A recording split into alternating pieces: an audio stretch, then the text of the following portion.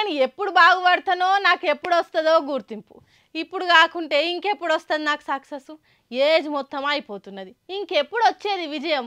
నేను ఎంత తిప్పల పడ్డా రిజల్ట్ ఆలస్యం అవుతున్నది.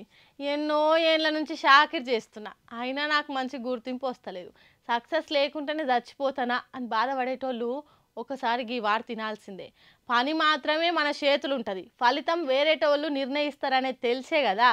అయితే వార్త మంచిగా నుండి.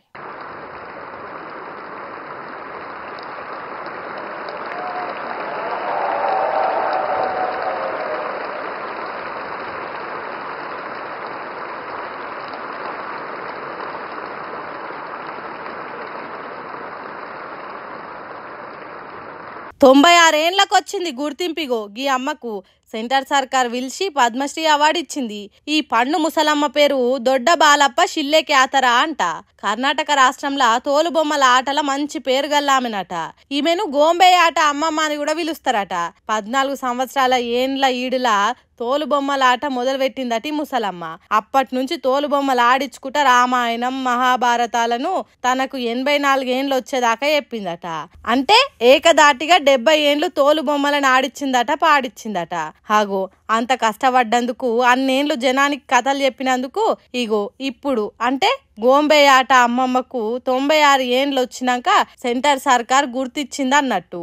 అట్లా గుర్తించి పద్మశ్రీ అవార్డు ఇచ్చినందుకు ప్రధానమంత్రి మోడీ తానికి పోయి దండాలు పెట్టింది. తర్వాత రాష్ట్రపతి ద్రౌపది ముర్ము దగ్గరికి పోయి అవార్డు తీసుకోవాలి గాని ఈ ముసలమ్మ నడవలేని తిప్పల చూసిన రాష్ట్రపతి మేడమే ఈ పండు ముసలమ్మ దగ్గరకు వచ్చి అవార్డు చేతికిచ్చింది. ఆడున్నోళ్ళంతా సప్పట్లు కొట్టిండ్రు. ఇక్కడి వరకు మంచిగానే ఉన్నది గాని ఇంత పెద్ద మనిషి పండు ముసలమ్మ తన దగ్గరకు వచ్చి దండం పెట్టినప్పుడు మోడీ అమిత్ షా లేచి నిలబడి గౌరవం ఇయ్యాలే కదా, కానీ కాసింత కూడా నిలబడలేదు అని కొందరు తప్పు పడుతున్నారు. రాష్ట్రపతి మేడం అసోంటిది ముసలమ్మకి ఎదురొచ్చి మరి అవార్డు ఇచ్చింది. అసోంటిది వాళ్ళు కొద్దిగా నిలబడితే ఏమైంది అని అంటుర్రు. ఆ ముచ్చట పక్కకు పెడితే కష్టపడి పని చేసుకుంటూ పోతే గుర్తింపులు అవార్డులు వాటంతట అవే వస్తాయనేది దేశానికి సందేశం ఇచ్చినట్టు చేసింది ఈ ముసలమ్మ.